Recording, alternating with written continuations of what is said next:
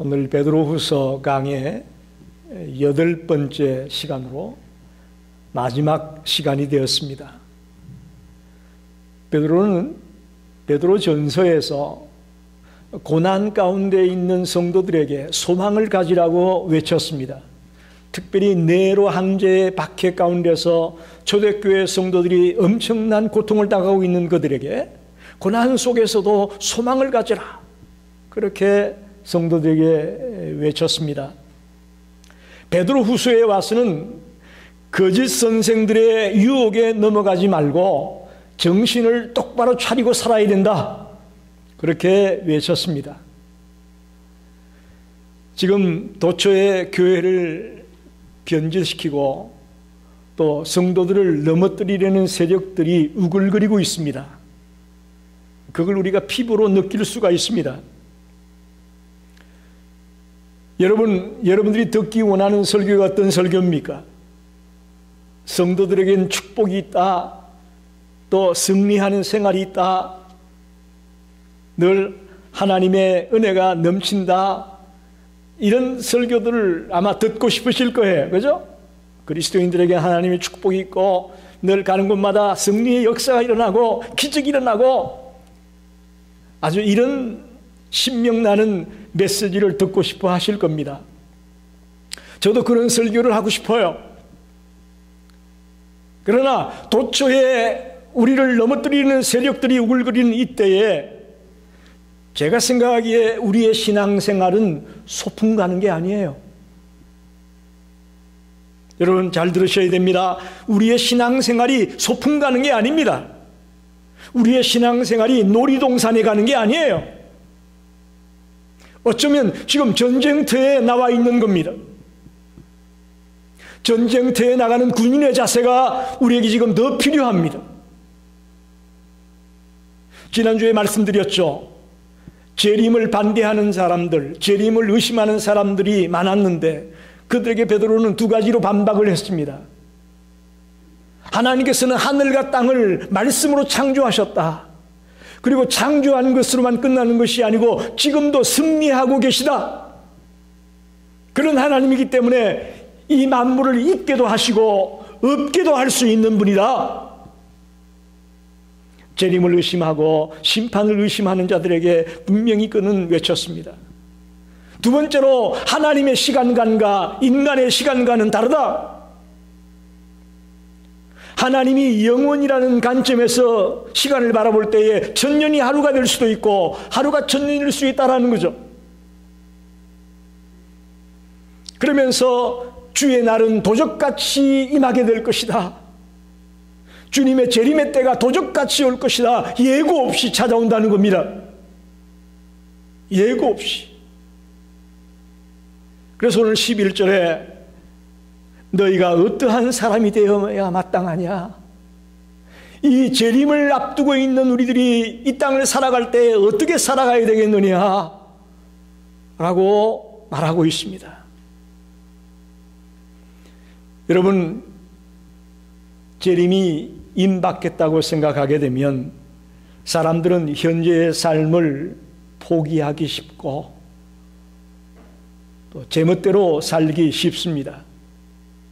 실제로 데살로니가 후서에 보게 되면 주님의 재림을 기다리고 있는 성도들이 직장에도 나가지 아니하고 모든 삶을 포기하다시피 하고 있었습니다. 그때 데살로니가 후서에 기록되기를 누구든지 일하기 싫거든 먹지도 말라. 재림을 기다리는 자의 자세가 아니라는 거예요. 직장에도 나가지 아니하고 삶을 포기하고 이렇게 넉넉히 앉아있는 모습이 재림을 염두에 둔 성도의 생활이 아니라는 거예요. 스피노자라는 철학자가 내일 지구에 종말이 온다고 하더라도 나는 오늘 한 그루의 사과나무를 심겠다, 그렇게 얘기했다고 하죠. 근데 이것은 동양에서는 스피노자라는 사람이 말했다고 생각할지 몰라도 서양에서는 이 말을 한 사람이 마틴 루터라고 생각하고 있습니다. 훨씬 스피노자보다 앞에 살았던 사람이 마틴 루터인데, 마틴 루터가 이 말을 했던 것으로 서양 사람들은 알고 있습니다. 마틴 루터가 누굽니까? 종교개혁자 아닙니까? 그는 하나님의 말씀을 깊이 연구하고 묵상했던 사람이기 때문에 내일 지구에 종말이 온다고 하더라도 나는 오늘 한 그루의 사과나무를 심겠다는 이 말은 우리가 재림을 철저하게 준비하면서 어떻게 살아가야 될 것인가를 보여주고 있다고 저는 봅니다. 칼 마르크스가 공산주의 혁명가입니다. 칼 막스라고도 하죠. 이 사람은 기독교를 인민의 아편이라고 얘기했습니다. 크리스천을 아편이라고 얘기했어요. 그 이유가 뭐냐? 이유를 알아야 돼요. 왜 그가 그렇게 얘기했는지. 그리스도인들은 주의 재림에만 관심을 두고 자신들의 현재의 세상을 변화시키는 일에는 열심을 내지 않기 때문에 기독교는 아편이다, 그렇게 주장했다는 거예요.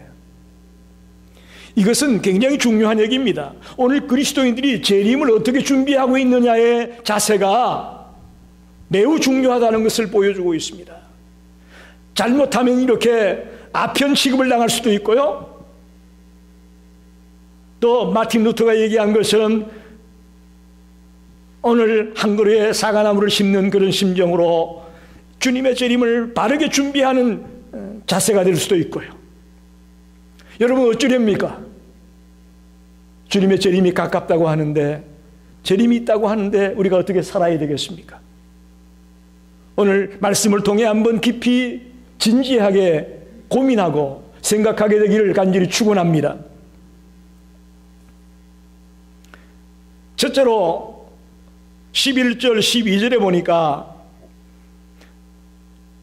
거룩한 행실과 경건함으로 하나님의 날이 임하기를 바라보고 간절히 사모하라. 거룩하고 경건한 생활을 할 것을 우리에게 당부합니다. 세상 종말의 때에 무엇보다 우리에게 필요한 것이 있다면 스스로의 몸을 거룩하고 성결하게 경건하게 유지해 나가는 것입니다. 그리스도인들은 세상 사람들과 믿음으로만 구분되는 게 아닙니다. 우리는 그저 생각하기에 단순히 세상 사람들은 믿음이 없고 우리는 믿음이 있다, 이것만 구분이 되는 것 같은데 성경은 그것만 가지고 구분된다고 말하지 않습니다. 믿음이 있다는 것도 물론이거니와 경건하게 거룩하게 사는 것도 구별되는 것임을 믿으시기 바랍니다. 우리가 구별되어야 됩니다. 우리는 단순히 믿습니다 그러니까 난 세상 사람하고 달라 그렇게만 얘기하면 하나는 부족한 겁니다. 우리는 그들과 행위에 있어서도 구분이 되어져야 됩니다. 거룩하게 경건하게 살아야 되는 것이죠. 여러분, 아브라함의 조카 롯을 한번 생각해 보십시오. 그는 아브라함 때문에 하나님을 믿게 된 사람입니다. 그리고 아브라함과 같이 가나안 땅에 들어와서 살았던 인물이 롯입니다. 그런데 그가 땅을 정하게 되는데 소돔이라는 곳을 정하게 돼서 그곳에 가서 정착하게 됩니다. 그런데 그는 그 소돔의 제약이 가능한 모습을 바라보면서도 그 땅에서 구별된 삶을 살지 못했다고 봅니다. 그 증거가 뭐냐? 천사들이 소돔의 집에 찾아왔을 때에 그 마을 사람들이 와서 난동을 피웁니다. 그 사람을 끌어내라, 그 사람을 끌어내라, 난리를 피우죠. 우리와 상관하겠다 이렇게 말합니다. 그때 롯이 취한 행동이 뭡니까? 당당하게 그들의 잘못을 지적하고 그들과 구별된 모습을 보여주는 것이 아니고 자기의 딸을 내어주면서 내 딸을 줄 테니 이 사람들은 건드리지 말아라 라고 말하는 걸 보게 됩니다. 어쩌면 이것은 제약에 대해서 단호하게 대처하지 못하고 동조하고 있는 모습과도 같습니다. 만일 아브라함의 도움이 아니었다면 롯의 가정도 소돔이 망하게 될 때 함께 망할 수밖에 없는 그런 처지에 있었을 것이라고 볼 수가 있습니다. 무슨 얘기인지 아시겠죠? 적어도 우리가 주를 믿는 백성이라면 이 세상에서 어떤 자세로 살아가야 될 것인가를 이 롯을 통해 잘 보여주고 있다고 봅니다. 야고보서 2장 14절 말씀에 내 형제들아 만일 믿음이 있노라 하고 행함이 없으면 무슨 유익이 있느냐? 그 믿음이 능히 자기를 구원하겠느냐? 라고 말하고 있습니다. 성도들은 물론 예수를 믿음으로 구원받습니다마는 그 믿음에 걸맞는 행실도 따라와야 됩니다. 너무나 오늘 교회가 믿음만 강조하다 보니까 행함을 소홀히 여기는 그런 분위기가 생기고 말았습니다. 여러분 정말 하나님의 자녀입니까? 한번 묻습니다. 여러분 하나님의 자녀가 맞습니까? 그럼 하나님의 자녀에 걸맞는 행실을 하시기 바랍니다. 해야 됩니다.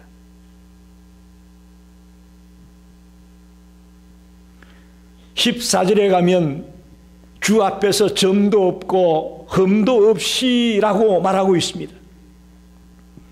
우리가 재림을 염두에 두고 있다면 주님 앞에서 점도 없고 흠도 없는 순전한 삶을 살아야 된다. 이 거룩하고 경건하게 살라는 말과도 연결되는 말씀입니다. 하나님께서는 순전하신 분이기 때문에 그 하나님을 믿고 하나님을 아버지라 부르는 우리들도 순전하게 살아가야 된다고 말합니다. 우리를 하나님의 전이라고 말하지 않습니까? 성령의 전이다. 저와 여러분이 성령이 거하는 전입니다. 성전입니다. 그렇다면 너무나 당연한 얘기 아니겠습니까? 이 성전이 어떻게 더러워지고 어떻게 추하고 더러운 죄악 속에 빠져 있을 수가 있겠습니까? 그러니 거룩하고 경건하게 살아야 되는 것입니다. 재림을 염두에 둔 우리의 첫 번째 생활 태도는 거룩하고 경건하게 살려고 애쓰는 성도들이 되시기를 간절히 부탁합니다. 두 번째는 하나님의 의에 거하는 생활을 해야 됩니다. 13절에 우리는 그의 약속대로 의가 있는 곳인 새 하늘과 새 땅을 바라본다. 하나님을 믿는 성도들은 이 땅을 사는 동안 하나님의 의에 거하여야 됩니다. 이 세상은 하나님의 의가 완전히 실현되지 못한 곳입니다. 아직 완전히 실현되지 못했습니다. 사탄이 활동하고 있고 주를 모르는 불신앙의 사람들이 이 사회를 주름잡고 있기 때문에 이 땅은 아직 완전히 하나님의 의가 성취되지 못한 곳입니다. 그래서 오늘 본문에 의가 있는 곳인 새 하늘과 새 땅을 바라본다 그랬어요. 베드로는 하나님의 의가 완전히 이루어지는 곳인 새 하늘과 새 땅을 바라보면서 하나님의 의에 거하라고 말하고 있습니다. 여기서 여러분 아마 퀘스천 마크가 생길 거예요. 도대체 의가 뭐냐? 의가 뭐냐? 의는 쉽게 말하면 하나님과의 올바른 관계입니다. 세상 사람이 말하는 그런 의와는 조금 다를 수 있습니다. 여기서 말하는 의는 하나님과 올바른 관계에 놓여 있는 것이 의입니다. 갈라디아서 2장 16절에 사람이 의롭게 되는 것은 율법의 행위로 말미암음이 아니요 오직 예수 그리스도를 믿음으로 말미암는 것이다. 할렐루야. 우리가 의롭다함을 얻는 것은요 믿음으로 말미암는다고 말하고 있습니다.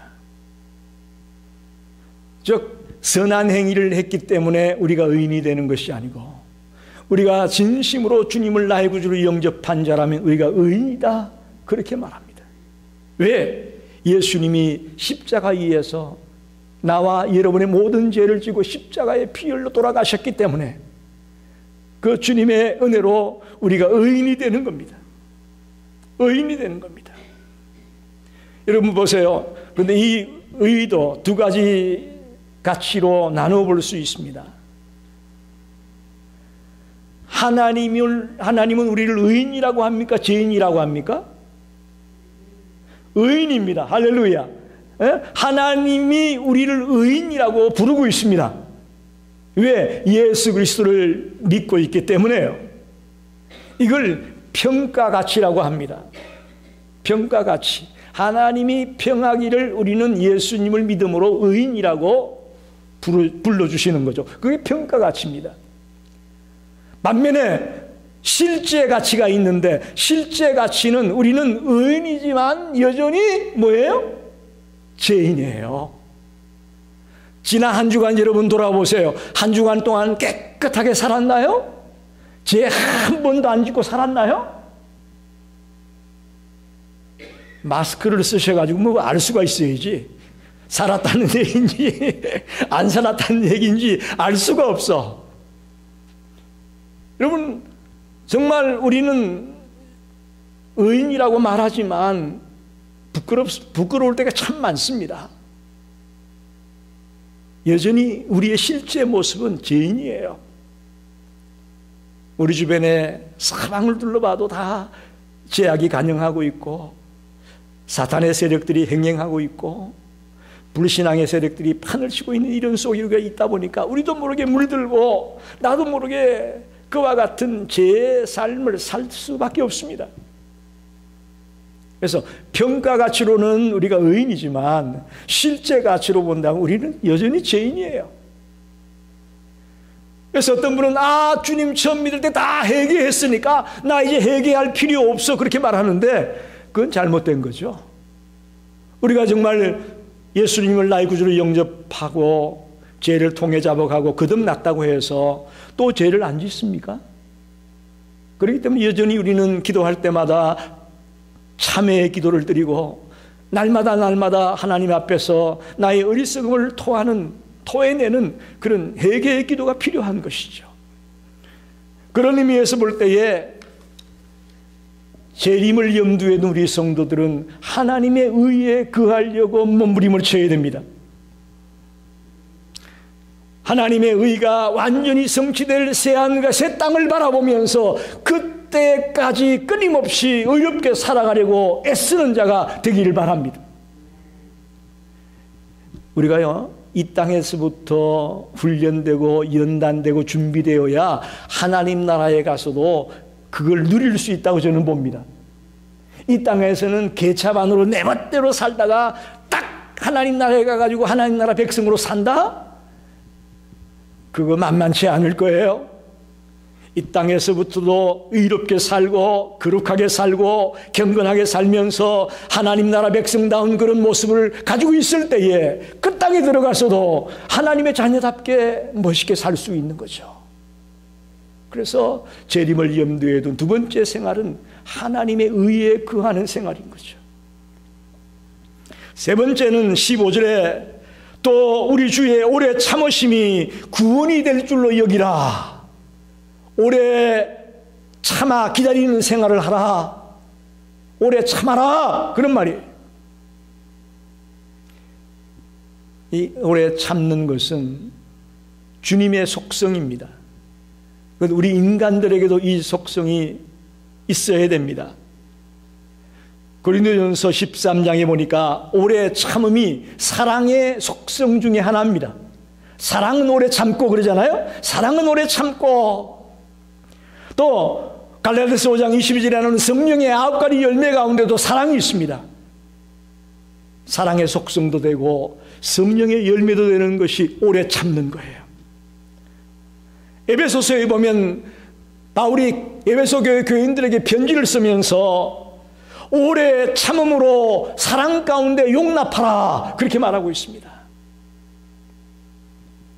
오래 참아야 된다. 오래 참는 것을 성경 곳곳에 부탁하고 있습니다. 하나님께서는 지극히 오래 참으심으로 죄인이 주께로 돌아오기를 기다리고 있다고 믿습니다. 이해가 되십니까? 주님이 오래 참지 않았다면 저와 여러분이 예수 믿기도 전에 끝났을 수 있어요. 아직도 우리 주변에 주님께 돌아와야 할 사람이 너무너무 많습니다. 그렇기 때문에 주님은 참고 기다리는 거예요. 어쩌면 하나님의 사랑입니다. 오래 참는 것은 하나님의 사랑이에요. 우리도 이런 하나님의 성품을 닮아가기 원합니다. 재림을 염두에 둔 성도라면 오래 참을 줄 알아야 됩니다. 왜 빨리 온다고 했는데 왜 안 오냐 하면서 참지 못하고 의심하고 염려하는 것, 이건 잘못된 자세입니다. 근데 실제로 오래 참는 모습을 찾아보기가 참 어렵습니다. 심지어는 교회 안에서조차도 오래 참을 줄 모르는 자가 너무나 많습니다. 너무나 많습니다. 여러분, 한번 묻습니다. 여러분이 기도할 때에 하나님이 즉각 응답해 주시던가요? 아니죠. 분명히 성경은 응답해 준다고 약속했는데 실제로 내가 기도해 보면 즉각 응답이 안 됩니다. 응답이 안 돼요. 어거스틴의 어머니 모니카가 성자 아닙니까? 성자 어거스틴이 젊은 날에 성자가 아니었어요. 허랑방탕한 삶을 살았던 사람이었습니다. 근데 그의 어머니 모니카가 그 어거스틴이 돌아오기를 정말 오랜 세월 기도했습니다. 오랜 세월 기도했어요. 어떤 책에는 30년 넘게 아들이 돌아오기를 기도했다, 그렇게도 표현합니다. 그 연대는 약간씩의 차이가 있습니다만 어찌됐든 아들이 돌아오기를, 주께로 돌아오기를 오랜 세월 눈물로 인내하며 기도했다는 사실은 틀림없습니다. 여러분, 끝내 그는 돌아와서 보통 크리스찬도 아닌 성자라는 칭호를 받는 크리스찬이 되었습니다. 할렐루야. 오래 참음으로 끝내는 열매를 맺었습니다. 여러분, 한두 번 기도했다고 응답이 안 된다고 포기하고 내팽개치지 마십시오. 어쩌면 하나님이 또 그걸 우리에게 바라는지도 몰라요. 얼마나 이 녀석이 참는가, 얼마나 이걸 참고 견디는가, 이걸 하나님이 또 보기 원하실지도 몰라요. 저희들이 어렸을 때는 참 부모에게 뭘 하나 받으려면 정말 힘들었지 않습니까? 워낙 없는 삶이니까. 특히 저희처럼 7남매가 되다 보면 뭐 하나 얻으려면 아주 이거 힘들어요. 공책을 하나 얻으려고 그래도 힘들고, 신발을 하나 신는 것도 힘들고요. 근데 요즘 아이들은 그저 맨 낳지도 않고 아이들이 그냥 요구하는 것마다 득득 사주니까 참을 줄을 모르잖아요. 참을 줄을 몰라. 얼마나 귀한 줄을 몰라. 어쩌면 하나님의 의미가 거기 있다고 저는 봅니다. 우리가 기도할 때마다 즉각 응답을 안 해주고 오랫동안 시간을 끄는 이유가 뭘까?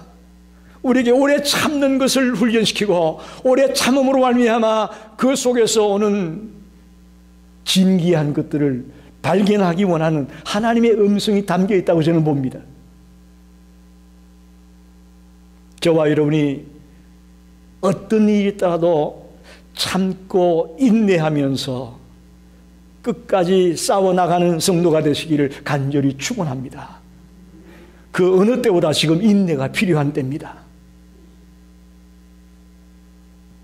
마지막으로 마지막 18절을 보십시오. 오직 우리 주 구주 예수 그리스도의 은혜와 그를 아는 지식에서 자라가라, 그렇게 말하고 있습니다. 예수 그리스도의 은혜와 그를 아는 지식에서 자라나가라. 마지막 때, 즉 재림의 때를 염두에 둔 성도들이 살아가야 될 생활 방법 중에 하나가 주님의 은혜와 그를 아는 지식이 점점 더 자라갈 것을 요구하고 있습니다. 베드로후서의 마지막 절에 나와 있는 말씀입니다. 끝맺음을 하는 말씀입니다. 끝맺음이 뭐냐? 주님의 은혜와 그를 아는 지식이 점점 자라가야 된다고 요구하고 있습니다.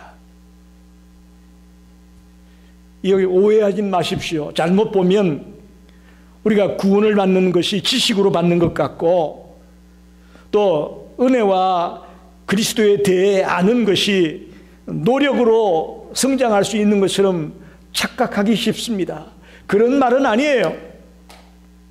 지식으로 구원받는다는 그런 얘기는 아니에요. 이거는 예수님을 믿는 자들에게 주는 편지입니다. 할렐루야.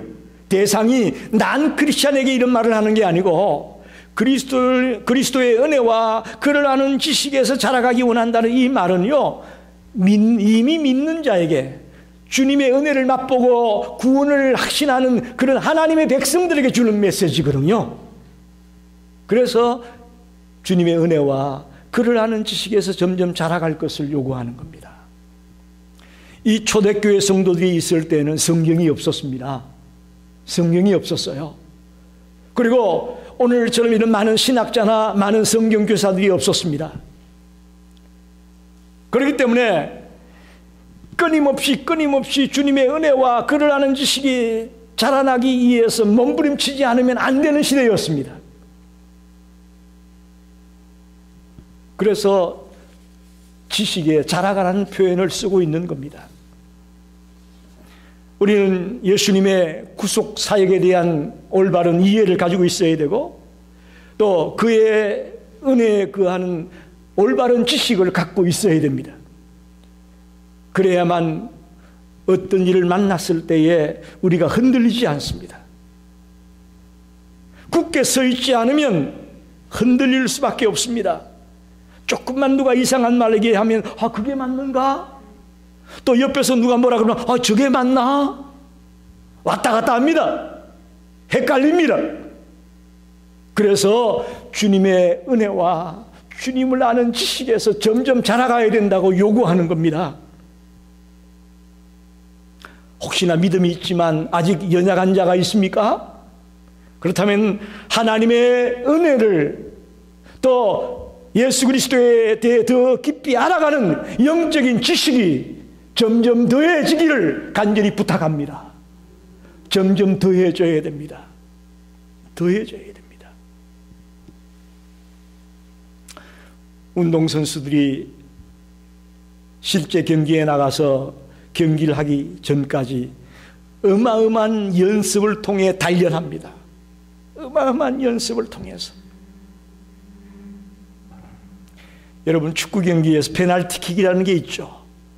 골문대에 골키퍼와 1대1로 서서 짧은 거리에서 골대에 집을 넣는 페널티킥이라는 게 있습니다. 여러분, 그거 쉬워 보이죠? 아이고 그냥 눈 감고 차도 들어가겠네. 천만의 말씀, 만만의 말씀이요.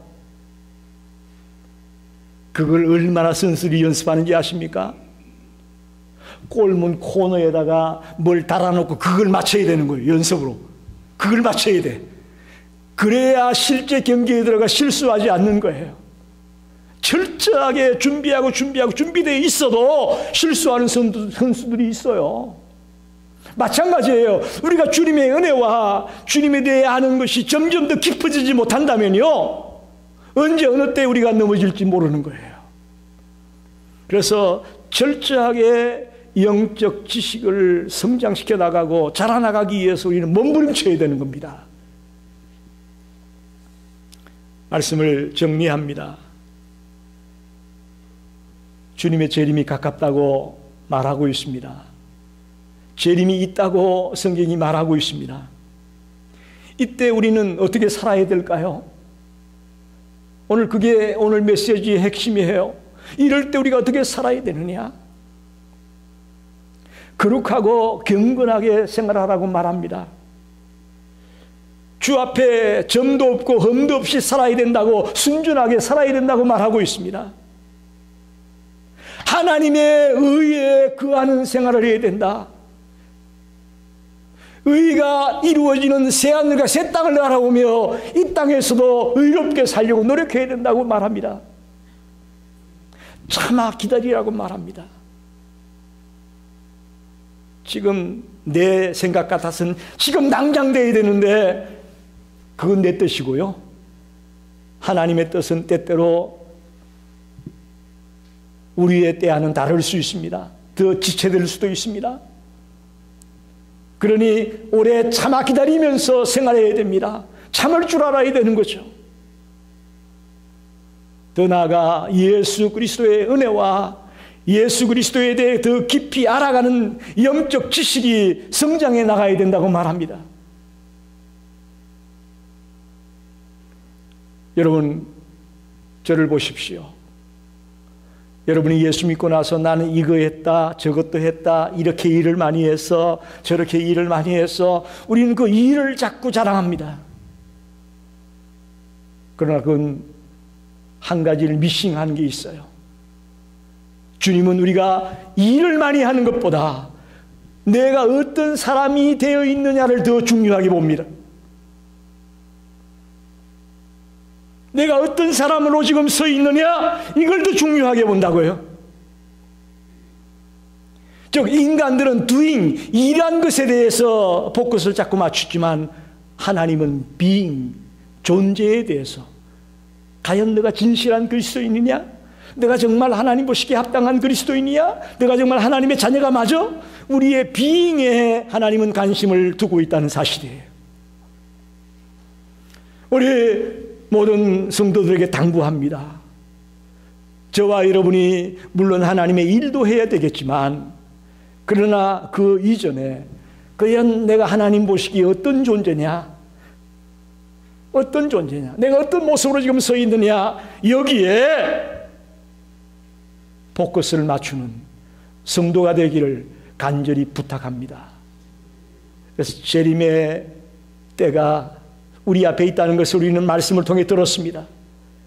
그러니 올바른 생활을 통해서 그때를 준비하고 대비하는 성도가 다 되기를 간절히 축원합니다. 기도하겠습니다.